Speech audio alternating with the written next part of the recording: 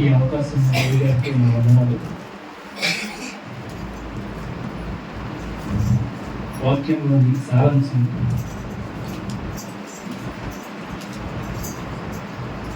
136 సారి చదువుకున్నాం.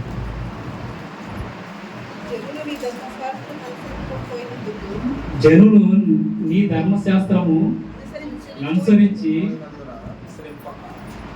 అనుసరింపక పోయినందుకు మా పనులు ఏరులై పారేంది. ధర్మశాస్త్రం అంటే ఏంటి? మన క్రైస్తవ అర్థంలో ధర్మశాస్త్రం అంటే ఏంటి? బైబుల్. ధర్మశాస్త్రం అంటే మనకి బైబుల్. ధర్మశాస్త్రాన్ని అనుసరించి నడుచుకోమన్నాడు. యెహోవా తండ్రి తన కుమారుడైన యేసు ప్రభుతో తన కుమారులకి అనగా మనము అనుసరించి దేనిని అనుసరించి బైబుల్ని అనుసరించి నడుచుకోమన్నాడు. బైబుల్లో ఎన్ని అధ్యాయాలు ఉన్నాయి, మనం ఏ విధంగా నడుచుకుంటున్నాం అనేది మనం ఒకసారి గ్రహించుకున్నట్లయితే అధ్యాయాలన్నీ మనం చదువుకోలేము, కానీ వాటిలో కొన్ని మాత్రమే మనం ధ్యానించగలం, పరిశోధన చేయగలం. కాబట్టి మనం అనుసరించాలంటే దేవుని అనుసరించి నడుచుకోవాలి. తండ్రి కుమార పరిశుద్ధాత్మ అనేది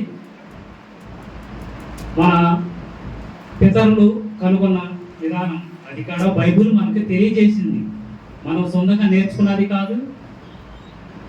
మనము దేవుడు మనకి ఇచ్చిన జ్ఞానాన్ని బట్టి బైబుల్ చదవగలుగుతున్నాం. ప్రతి ఒక్కరూ చదవలేరు, ప్రతి ఒక్కరు కూడా బైబుల్ అనుసరించి నడుచుకోలేరు.